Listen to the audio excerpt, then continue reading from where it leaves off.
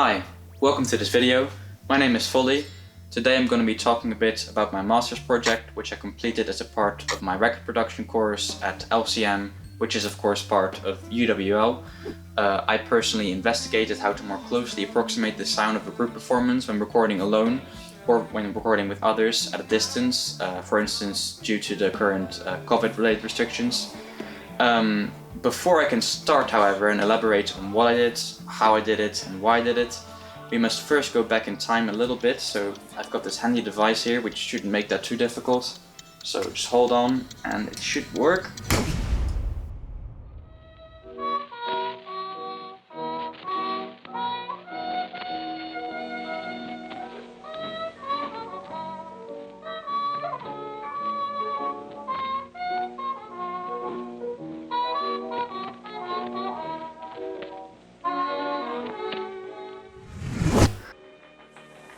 Whoa, I think this is a bit too early. Let's try that again.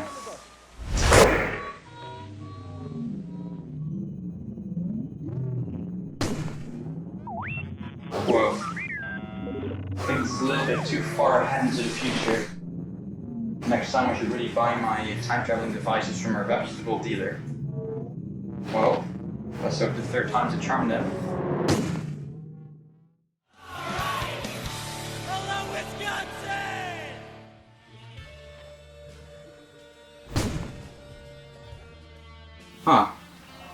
The 1970s, exactly. This is where the story starts. I'll tell you more about it. I have personally always been a great fan of 1970s music, and 1970s rock music in particular, and not just the music itself, but also the production values and how music used to be recorded, which in part might be due to the fact that recording is somewhat less romantic today, due to the fact that anyone can record at home using an audio interface, and it used to be somewhat more of an important institution back in the day. Although there are countless variables that impact the quality of recorded music, when most people think of 1970s recording, the first thing that comes to mind is analog equipment and people playing together in a space. Analog recording equipment can be difficult to come by and expensive to use, but luckily software emulations herein offer a solution as they closely approximate the sound that machines like this one impart on recordings, making it accessible to anyone. Of course, recording as a group in one space, simultaneously together, although not as popular as it used to be, is still often done, depending on the goal aesthetic of the artist. However, due to current restrictions in relation to the pandemic, this is not always possible. And next to this, some bands simply don't have the budget to record in a studio and don't have the space at home. This is why I chose to investigate how to make an overdub-based recording sound more organic. Although I had initially planned to involve an actual ensemble and to record them and to use the recording as a sort of baseline of an organic performance, that wasn't possible in the end due to COVID-related travel restrictions, and therefore I decided to use a pre-existing track for my chosen period and goal aesthetic, which is of course the 1970s, which was Starship Trooper by Yes. Now I had actually attempted to record this track before, but failed to achieve the right sound and feeling, which I at the time attributed to the modern overdubbing methods I was using, which didn't allow me to achieve the right sound, and therefore I never published it and never completed it, and therefore I figured it would be an ideal subject for research for this particular project. Because I had conducted prior research as a part of other modules throughout the year leading up to this final project and final module, I decided to divide my project into two sections. Section 1 focusing on some newer ideas I'd conceived of more recently, mainly involving experiments using different rhythmic templates for recording, and Stage 2 focusing on experiments in relation to a monitoring method I'd previously proposed called the Netmood method, and I decided to use the best results from Stage 1 to experiment with in Stage 2, and because these were two separate stages, I will also now explain them separately. Although a lot of anecdotal evidence exists in relation to the efficacy of different rhythmic templates and ways of monitoring whatever agent is providing the rhythmic context when overdubbing, I couldn't find a lot of concrete hard evidence and examples. And next to this, every person reacts differently to different methods, also depending on the song. So therefore I decided to do 3, eventually 4 experiments using 4 different methods which allowed me to compare my own observations as performer as well as the recorded audio. The contemporary version, which made use of a click track with basic tempo automation, as well as a basic guitar scratch track, didn't have a sense of breath like the original and felt a bit robotic, as I had previously established, but it was included to provide a sort of baseline to compare the other versions to. The organic tempo version made use of a tempo template which was based on the exact tempo changes of the original version, which were derived using Logic's tempo adapt feature and perfected using some manual editing. For this version, instead of a click track, a percussion track was used, and instead of a regular scratch track, the actual recording Sun's drums was used, seeing I had access to the multi-tracks of the original song and that the tempo changes were exactly the same.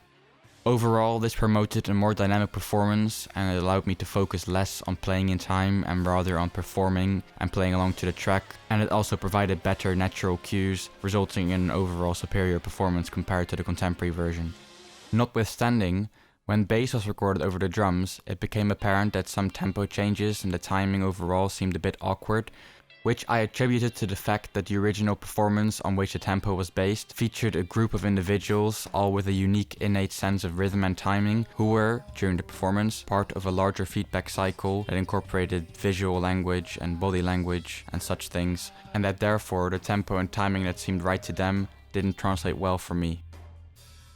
The free time version turned out to be a lot more difficult than I had expected, given the fact that the song was very dynamic, highly complex, and varied strongly from section to section. This made it difficult to achieve a variable tempo, which was yet, at the same time, relatively constant. In the end, I decided to edit together performance by separately recording all the sections, and thereafter using warp time and elastic audio to make sure everything had the right approximate tempo, whilst preserving the relative timing. The fact that I underestimated how difficult this would be was in part due to the fact that my initial experiments only looked at recording a riff in free time rather than an entire arrangement, and also I'm not really a drummer. For more experienced players, this might be possible depending on the arrangement, as I think that a simpler song with a more constant backbeat would be more suitable for recording in free time the way I did it.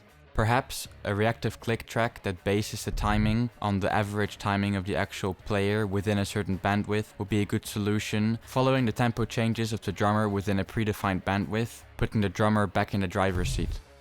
The fourth and ultimate version I recorded featured a combination of techniques that were based on the lessons I had learned recording the 3 previous versions. This meant it combined variable tempo changes over a longer period of time, subtle incremental tempo changes that were shorter than the bar, and tempo changes based on what felt natural to me as a player, rather than being necessarily based on the actual tempo of the original recording. It also used percussion as a click track, and a time-stretched version of the original track served as a scratch track. Based on the principles of the ecological approach to perception, the netboot method seeks to replicate the sensory experience of a real group performance, here in promoting communication and interaction through time. So in order to do this, everything was reamped through the original source and played in the original position where the source was positioned at the time of the original performance. In the case of the guitar, using a DI box and a reamp box. And for the drums, I used a monitor as well as data machine solenoid beaters, which played a filtered version of the audio signal which had been converted to MIDI. All of the performances were also filmed in front of a green screen and thereafter keyed out and synced with the session and then projected, and then also positioned in the same spots the original performer stood in. Compared to regular monitoring and overdubbing practices, for which one is often sat down in front of a screen using studio monitors or headphones, already had a very positive influence, leading to less self-scrutiny and a more performance-like mindset. Next to this, the loud and spatial source monitoring did really provide a realistic representation of a real group performance and seemed to remove inhibitions and also promote dynamic playing, especially for the amplified instruments. The projections, as well as the MIDI drum beaters, provided visual cues and body language and seemed to improve synchronization overall, although there wasn't a real sense of interaction, more a sense of one-way communication, due to the fact that the past performances still didn't interact with the performance that hadn't been recorded yet. Everything combined, as performer, the netboot method had a good influence, although due to the lack of interaction, the recorded performance didn't sound more like a group performance, although it did feel a little bit looser. Unfortunately, the workload of syncing all of the video material, keying the background out, filtering the drum signals to MIDI, setting up the projections, and other elements required a lot of effort. Therefore, I proposed a software solution which I seek to develop in the future, which should make this process easier. Thank you so much for watching. If you're interested, you can go to my website to view examples and evidence and other artifacts that I recorded throughout this project. And if you have any questions, then please don't hesitate to contact me. Thanks.